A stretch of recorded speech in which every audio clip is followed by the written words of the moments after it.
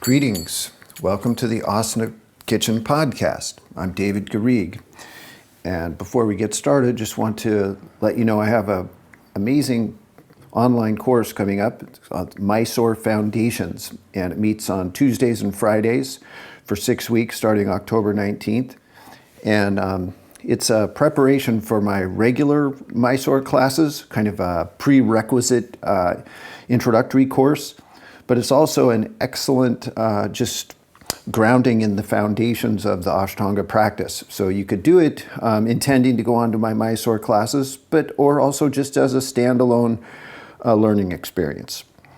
You can check that out on my website.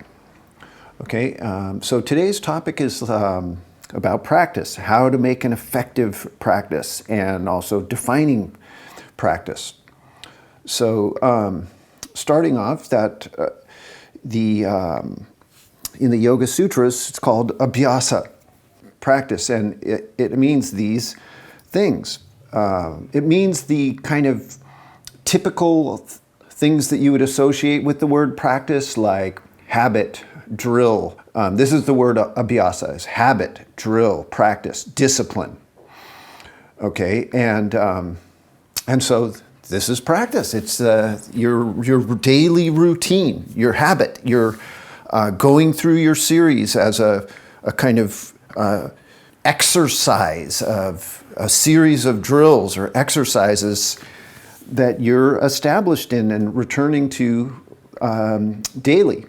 And then, though, what I love about yoga is that definition of practice might suffice for, I don't know, almost anything, like bicycling or playing basketball or doing something more creative like pottery or something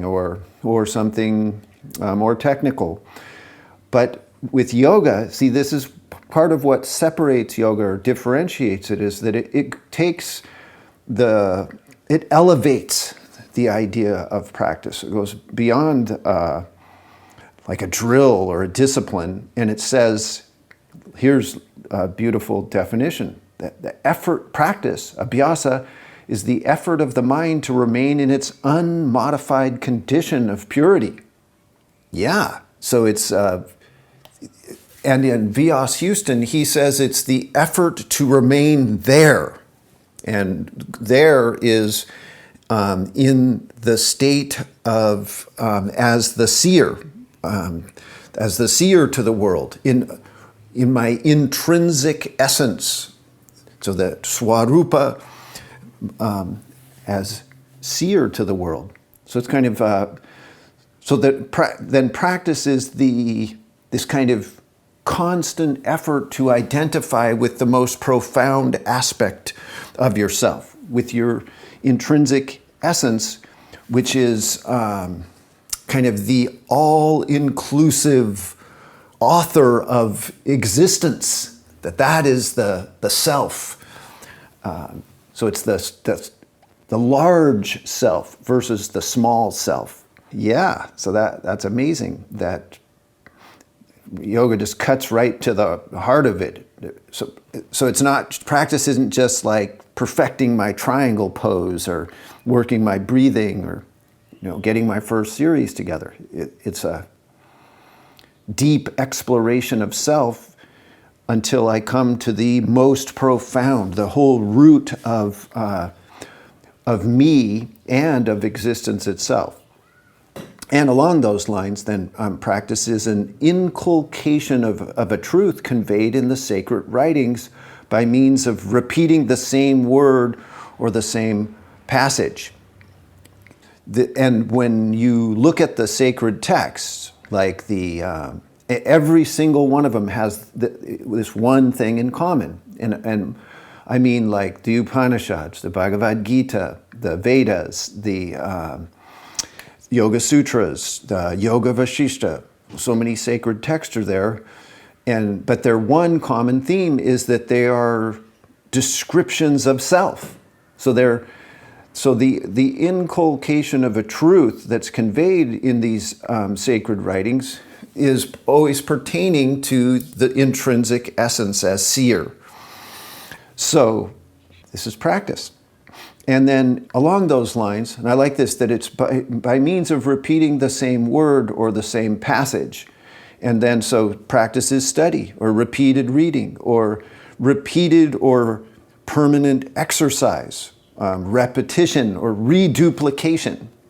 And so you could say that there's a kind of two-pronged aspect to us that have a hatha yoga practice, right? So we have this whole physical thing that we're doing, the postures, the breathing, the energetic seals, and we're doing those in such a way that they help us to experience what we're studying in the sacred texts, and these we're studying the Upanishads and the Yoga Sutras and these things to, as the definition said, inculcate or absorb, to take in what these the passages, these very specific passages in the text that speak to us about what constitutes the sacred dimension of existence, and those two things are connected. Okay, so that the physical practice that we do of the asanas and the philosophy or the intellectual understanding that we're trying to come to as our real basis for study of yoga. And it's not every student that really makes a deep, direct connection between, say, the way that I do my transitions into my poses, how I get into Marichasana, or how I do a drop back, how I come up into headstand, and then how I'm working with being in my pose, what's happening, what are my thought process, what's going on when I'm in headstand or Bhujapidasana. And the whole process, the physical process that I'm going through, is influenced by and directed towards this deeper philosophical understanding of my actions and my what's the workings of my mind. Okay, so that's a sort of setup for what is practice. But then what we're really going into today is what makes for an effective practice. See, and this is really important to consider. And I'm going to go down this kind of list with you because Ashtanga, it's a very, you can say, it has the potential to be a very effective and powerful system for learning yoga. But I would say that the interpretation, the more accepted or conventional interpretation of Ashtanga has some serious blind spots that need addressing if the practice is going to be as effective, if you're going to optimize the possibilities for the practice. And I'm going to give you some examples. There's the classic saying about Ashtanga that came from the teacher, which was that do your practice and all is coming. Okay, and so that one statement has been taken very wrong, or it's a misleading statement, because it sounds like that. So the Ashtanga recipe is to get on your mat 6 days a week and go through your series very almost metronomically, like you 5 breaths in each poses and vinyasa between each one, and you do the whole series in order, and you don't deviate, and things like thinking or words or putting language to that are actively frowned upon. It's like thinking or stopping or really contemplating or puzzling through what you're doing is somehow interrupting the flow and not seen as a positive thing. Okay, and I'm going to I'm borrowing a little bit from an article I came across on, it's actually for musicians, on what makes effective practice for a musician, but it completely aligns with the whole, my ideas of what makes for effective practice that I have kind of observed and developed over my decades of teaching. And so practice needs the word deliberate, okay? Deliberate practice. So if you do your deliberate practice, then all is coming. And so, just practicing a lot is not effective in developing skills. Okay, and this is true for a musician, for an athlete, and for a yogi. Okay, so you can't just repeat the thing, just go on there 6 days a week and do it. Like, that will give you some benefit, but it's not really what you need for your practice. And so we're going to define deliberate, but I'm going to just give you a few little qualifiers too that are quite amazing. But the 10 years is the kind of minimum amount of time that they say that 10 years of deliberate practice is needed to get to a certain level of mastery on average. And that definitely aligns with what I've observed. So you can't expect that some mastery or real, you'll be super established or grounded in the knowledge after 2 years, say, or even 4 or 5. It's a long process, okay? And then, so natural ability or talent or physical ability doesn't account for success, okay? So this is interesting from 2 angles. One is if you have a lot of natural sort of talent for yoga or physical ability, you're strong and flexible, and can do the postures easily, you can't just bank on that to really establish yourself in yoga and to practice effectively, okay? And then from the opposite idea, if you have a harder time, you don't have as much physical ability for whatever reason, that does not then exclude you from becoming a master of hatha yoga, right? Because success or to be able to practice effectively isn't based on how much talent or ability you have, which is a very excellent kind of indicator that it's a just universe, right? Because it would be a very cruel universe if it was just based on, you come out of the womb and your genetics make it so you're flexible or strong, and then that's what's gives you success. No, there's something else, other qualities that are needed to have your practice be effective and to develop the skills. And we're going to try to look at that. What makes for, if it's not natural ability or talent? Okay, but before we do that, I want to say this, that the most important skill that can be taught to the student by the teacher is, get this, people, how to practice. Ha-ha. You see, it's not just, the teacher doesn't just teach you to practice. No, it teach you how to practice. And what does that mean? Well, it means, it can mean a lot of things, and it's worth considering.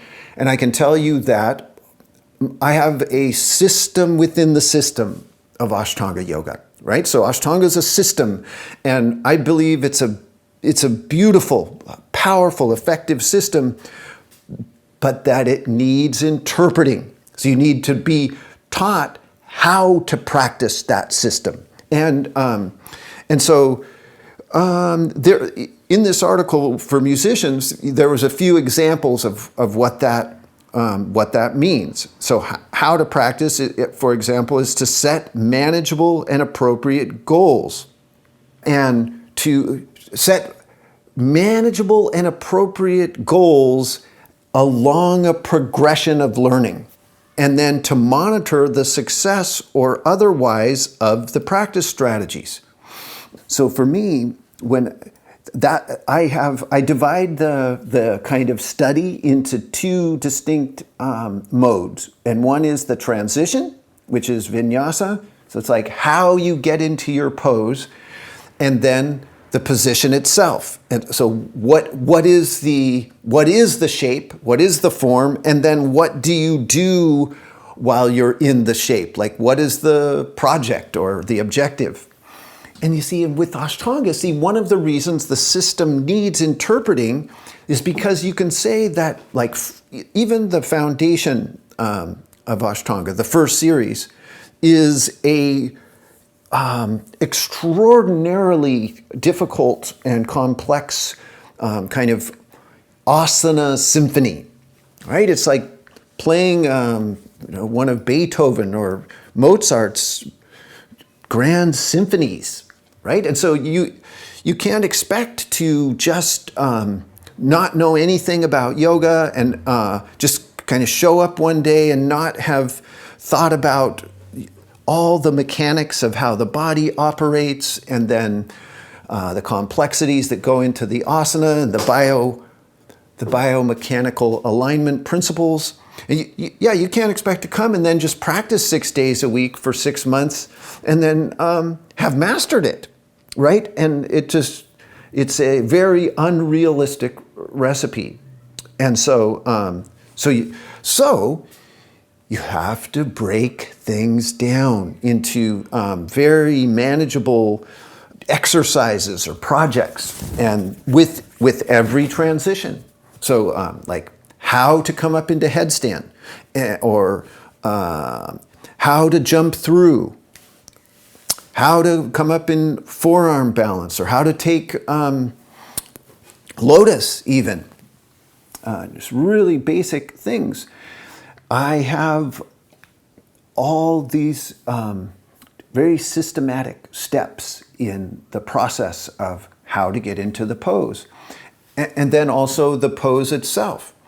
And you see, in Ashtanga, the more conventional or accepted way to do things is to just do your best try at the hardest version of every transition and every pose. And if you just repeat that enough times, regardless of what kind of happens to your body, like what kind of alignment you have in the process, that's your best practice strategy.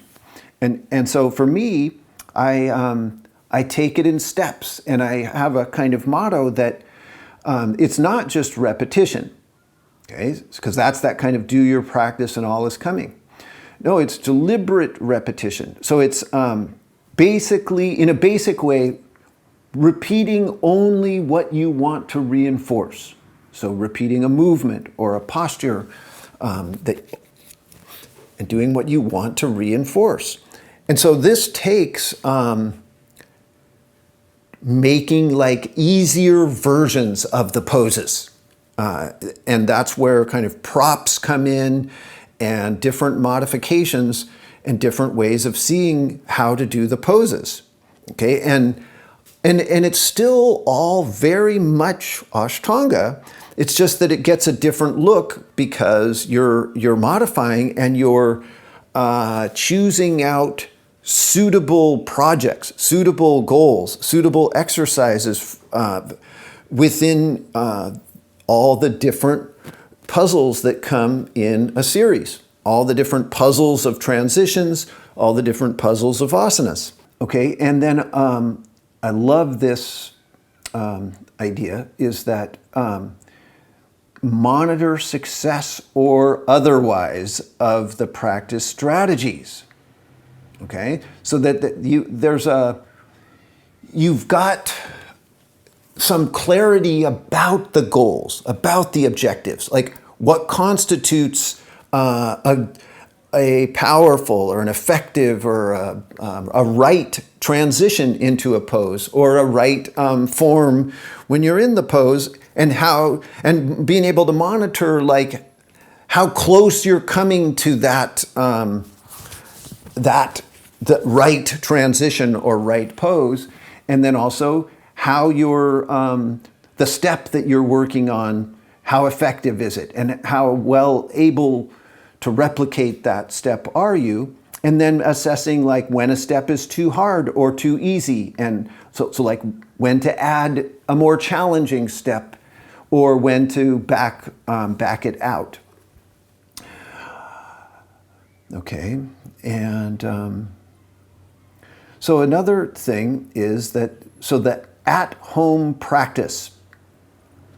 So when you're practicing by yourself, which I teach a lot of students that are practicing by themselves, and that's partly my way of approaching the practice works well because I give such specific guidelines that the person at home can really take a hold of the guidance I'm providing and apply it. And it says, at-home practice is successful if the teacher gives specific instructions about what needs to be worked on, how to do it, and what the result should be.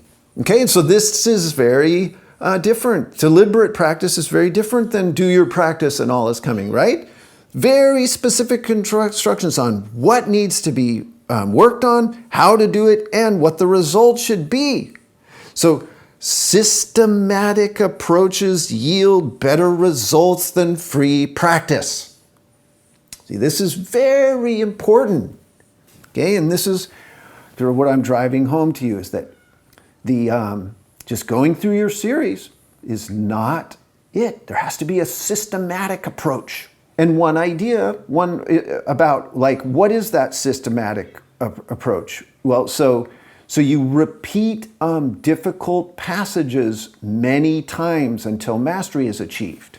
Okay, so I have these drills for every transition or every pose. And and it's cool because with Ashtanga you flow through your series, and if you have it mastered and you've got all your kind of objectives for each posture and transition in order, then you can flow through it very nicely. But when you hit rough spots, you slow down or you hesitate, and you have to kind of break that flow. And so, but you do that. So you don't just ignore those difficult spots. You repeat them many times. And so you work in shorter fragments. So it's called fragmenting or chunking, right? Where you take a little one transition and repeat it. And you repeat one pose more than just doing the 5 to 8 breaths and going on to the next. And so that's an essential part of practice, and a beautiful part about Mysore practice, because it's purposely individual so that you can do exactly that, which is to repeat difficult passages, right? Rather than just flow through it like you do when you're in a lead class and everybody just has to spend the same amount of time in every posture. So then there's a thing they call, which I've definitely teach with my system within the system. And in this article, they call it metacognition. Metacognition. Okay, so there's cognition, which is to recognize or to be aware, right? And meta is, it's a higher level. It's like,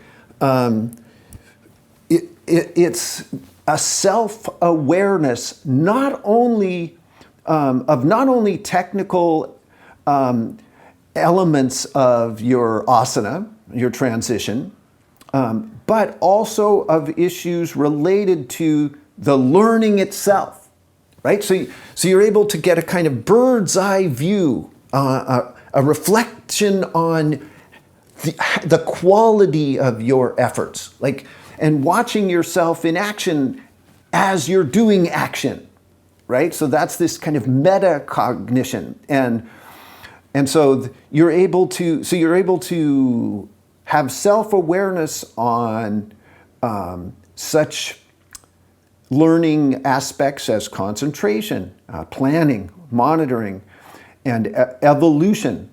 And so And this is a very key word here, self-monitoring. You see, this is super key to effective practice, is the ability to self-monitor.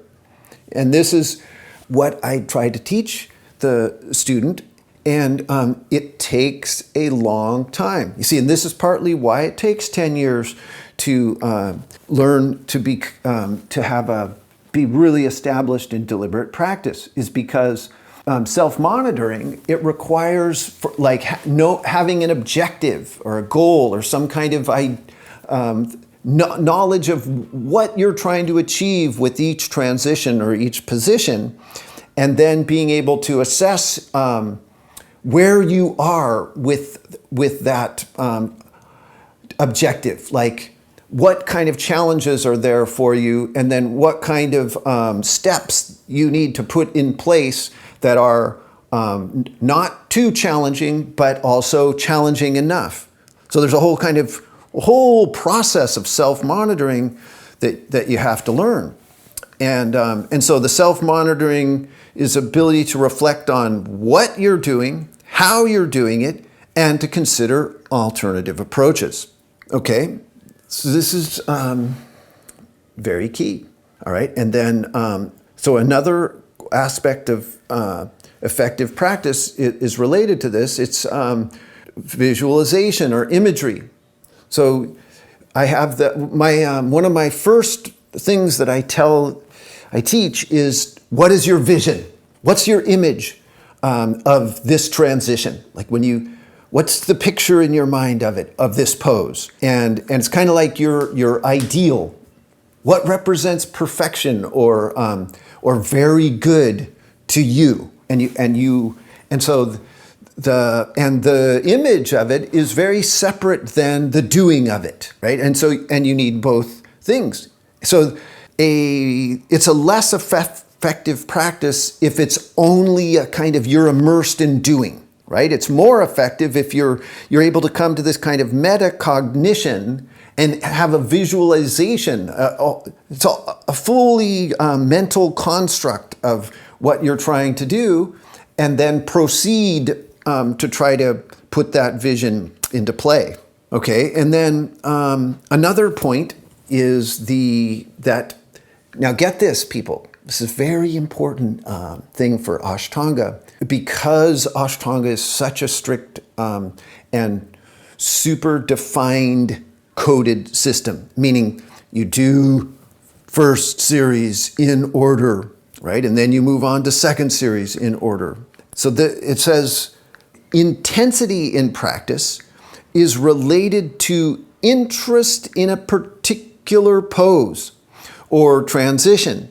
And that, see, this is amazing. Intensity of practice is related to the interest, to your own interest in what you are doing, in the very specifics. Like, if you really want to be intense about your practice, you've got to be very curious, very passionate about wanting to know those things that you're doing. Okay, practice is not, it's lacking in intensity when you're kind of given a syllabus and just expected to follow it. Okay, whether you like it or not. It's just like, right, and teachers do it in Ashtanga. It's just like, everybody learns all of first series, and that's how you do it.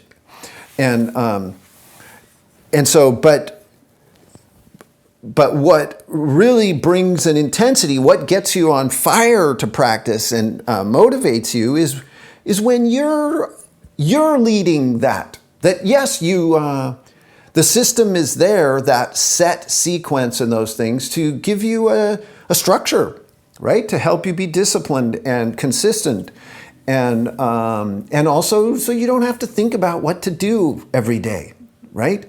But it can go too far and be too strict or too rigid, and so part of the design of practice, especially as you gain experience, is to kind of follow what really turns you on, and allow that to kind of fuel your fire for practice. Okay, and that's in some ways at odds with Ashtanga, or something that you have to do a dance with or negotiate. This sort of respecting the system and in this positive way of like getting the most out of the structure, but at the same time, like noticing dips in intensity, or like when you get demotivated by having to do everything in order just because that's the way it's done, rather than kind of honoring your own curiosity, your own ability to explore the Hatha yoga technology in your own way, and to be able to trust your instincts and your what you enjoy, what you find rad, right? And I love that idea, that definition of ideal, right? Because ideal is almost like become a bad word, where it leads to perfectionism, like you're holding yourself to too high of a standard, and then it sort of hamstrings you and gets you into a kind of negative self-critique. But the word ideal, it means to satisfy one's conception of what represents perfect or very good. Okay, so it's to satisfy your conception of perfection, not to satisfy what the objective idea of perfect or some outer idea. No, it's your own conception, right? And so I love that the science around effective practice recognizes, or it bears out, that people want to practice, so they put their whole self behind it. They get into it when they are kind of leading the study based on what interests them. Okay, so let's return to our word Abhyasa, practice, and just try to make some connections here with the range of the scope of the definition, right? Because Abhyasa, it means practice, drill, habit, exercise, or discipline. Right, and we've been talking about that in this podcast, that it's a deliberate practice. So there's specific exercises that have objectives, and then there's self-regulation or self-monitoring, the how you're doing and making corrections. So then, though, the yoga is so beautiful because it goes beyond that. In some disciplines, that's the end. You're trying to reach that proficiency. You can put the ball in the basket, or you can play that tune, but yoga has the effort of the mind to remain in its unmodified condition of purity. So that's exactly yogas chitta vritti nirodha. That's the mind. That sutra translates as the mind in its unmodified condition of purity, and the experience of that you have of yourself and the world when you have that experience, and then the other kind of elevated, very kind of highest or most profound idea of Abhyasa practice is the inculcation of a truth conveyed in the sacred writings by means of repeating the same word or the same passage. So it has, and so practice is repeated reading or study.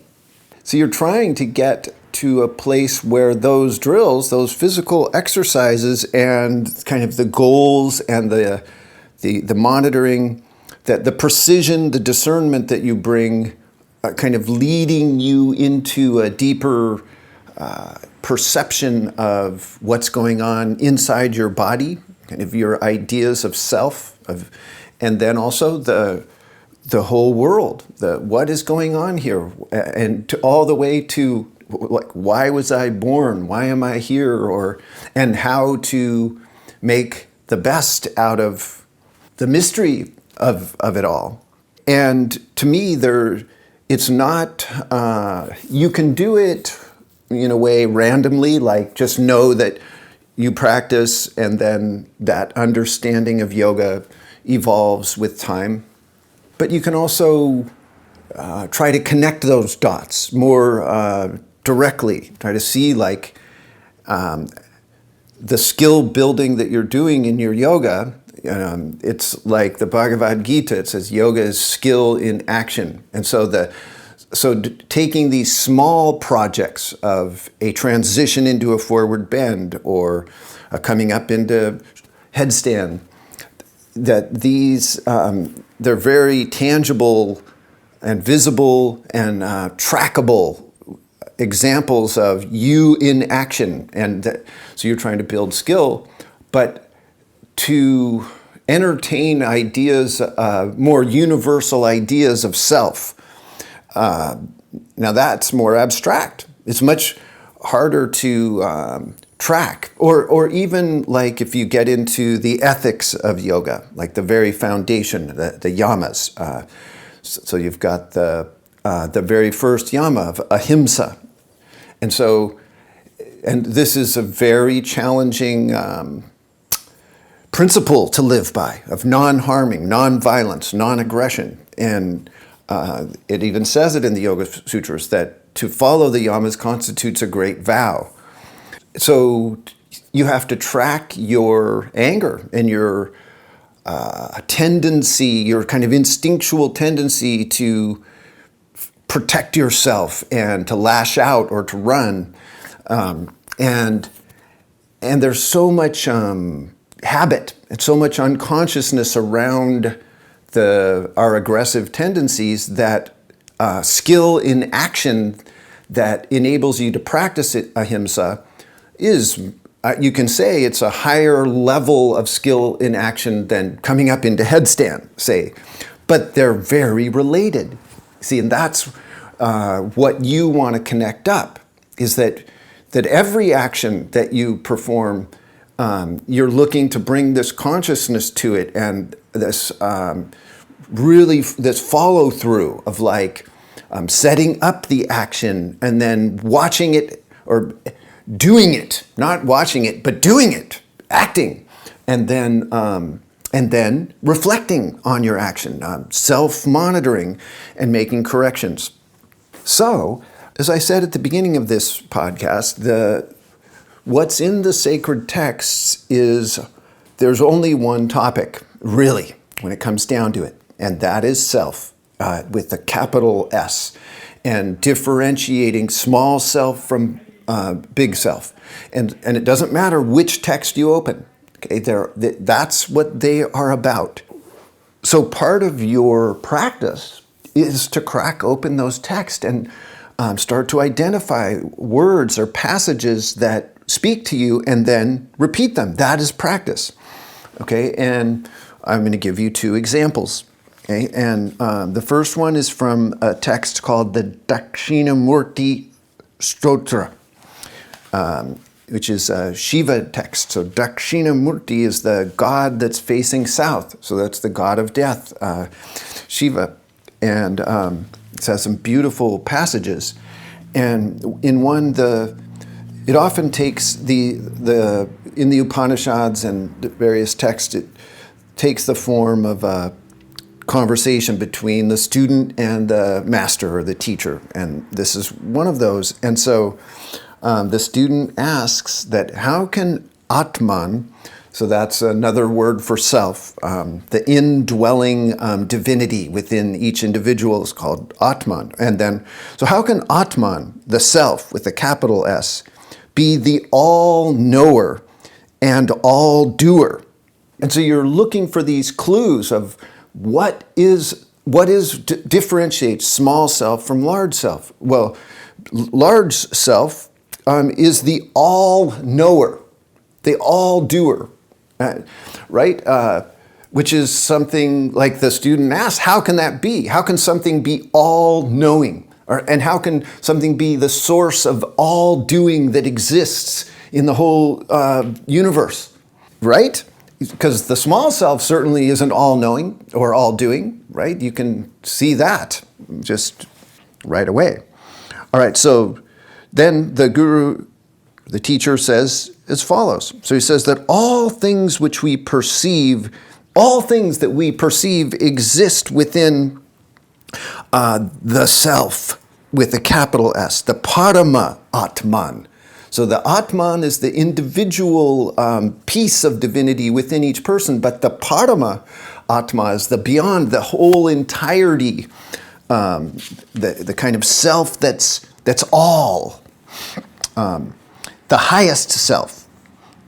Okay, so it says, yeah, all things which we perceive exist here within this Parama Atma, and the highest self. And within is the whole of this universe, the entirety of the universe.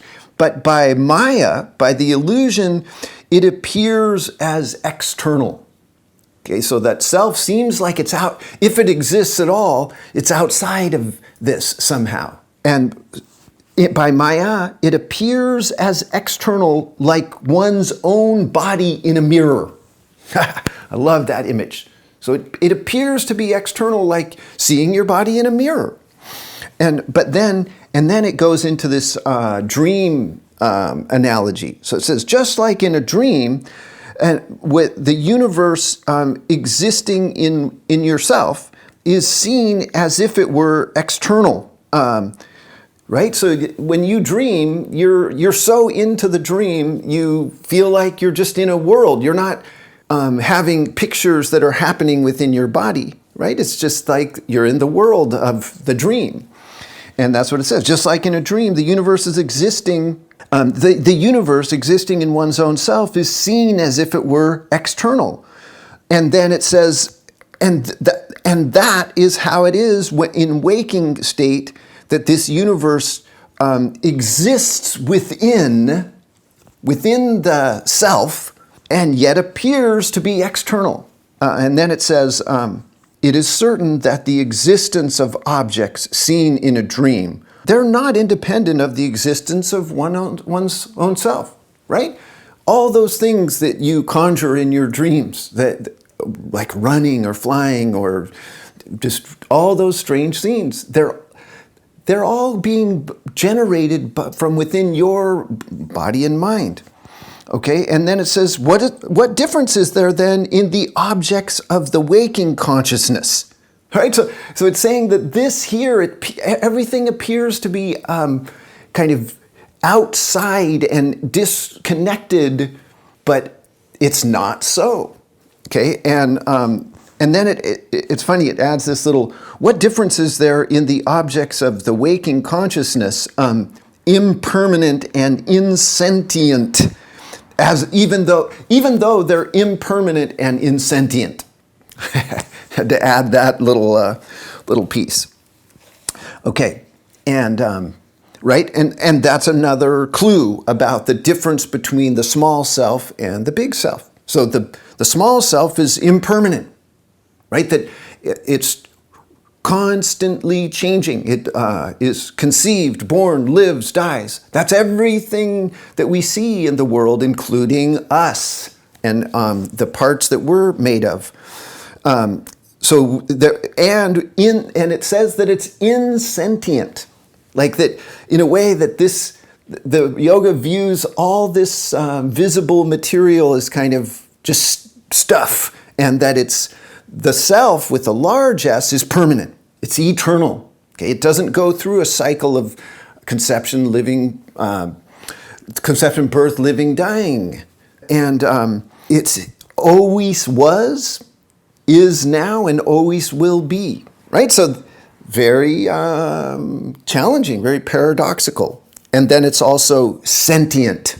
It's the life. It's the thing that it's light, it's intelligence, it's consciousness.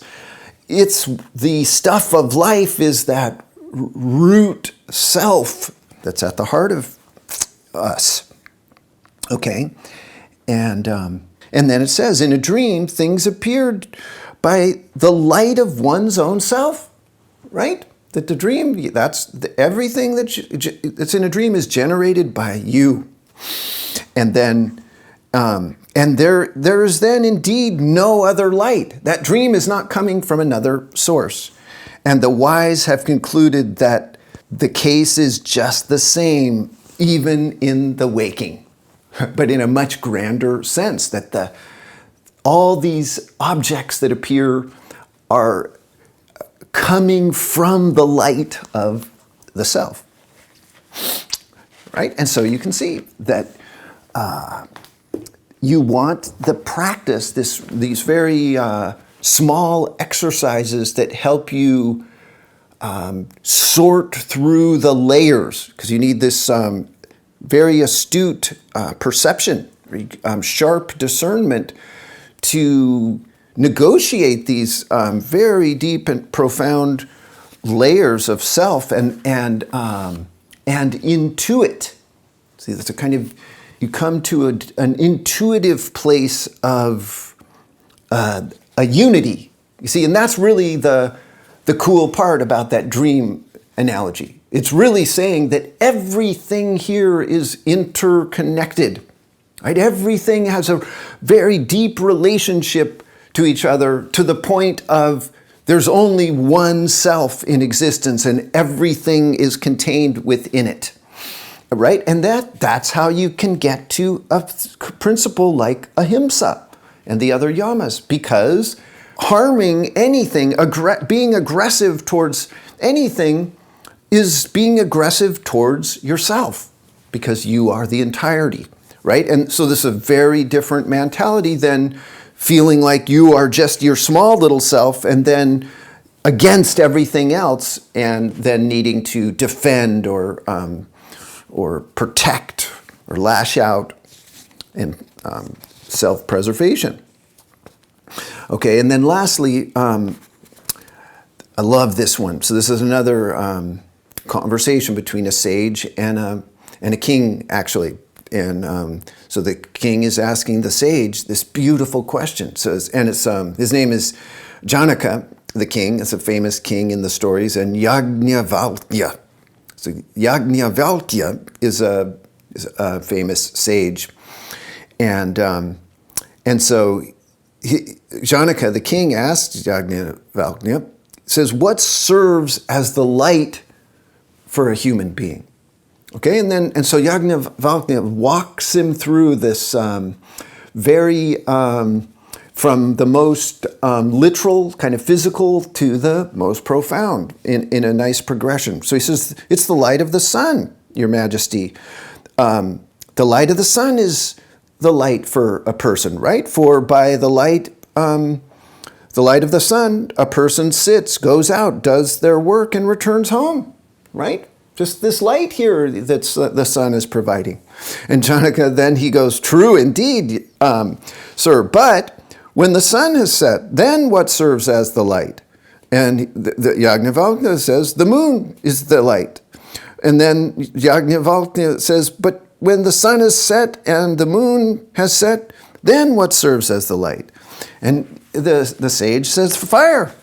The fire is the light then. So the light of the moon, it gives the light, but then when that goes away, then it's the fire in the hearth or in the bonfire that gives the light, okay? But then when the sun is set and the moon is set and the fire goes out, what's the light then, Yajnavalkya? And he says sound is a person's light. For with sound alone as your light, a person sits, goes out, does their work, and returns home, even though they cannot see their own hand, yet they hear a sound and move towards it. Okay, and so the king comes back and says, true indeed. But so when the sun has set and the moon has set and the fire has gone out and there's no sound is heard, what serves as the light? And then finally, Yajnavalkya says, the self with a capital S indeed is your light. For by the light of the self, a person sits, moves about, does their work, and returns home when it's done and rests. So cool. And what I love about that too is it's poetic, right? And so graphic and awesome.